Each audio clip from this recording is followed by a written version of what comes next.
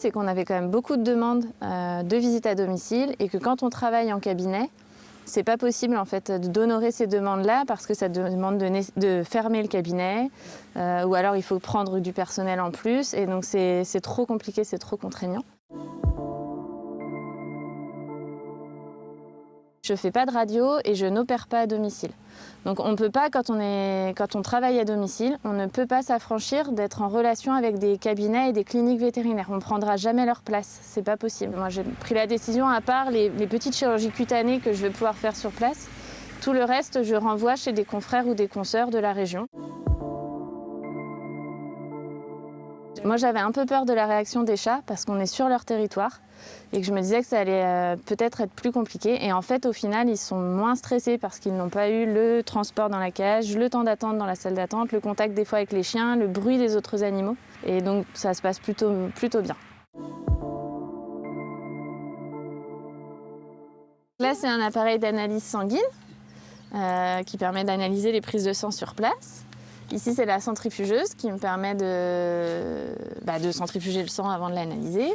Au fond, là, j'ai un petit frigo pour tout ce qui est vaccin, les produits qui nécessitent d'être gardés au froid.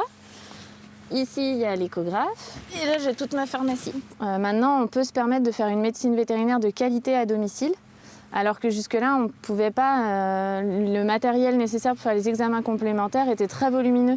Et là, maintenant, on a du matériel qui est beaucoup plus petit. Donc ça joue beaucoup. Les tarifs ont diminué. Et donc, on peut prendre plaisir, en fait, à faire une médecine vétérinaire de qualité en étant chez les gens. À mon avis, c'était un peu moins possible il y a 15 ou 20 ans. C'est un confort pour les gens qui souhaitent ne pas stresser leur animal dans ce moment-là. J'avais peur d'en faire beaucoup plus. Finalement, ça reste raisonnable parce qu'après, pour moi, c'est aussi une charge.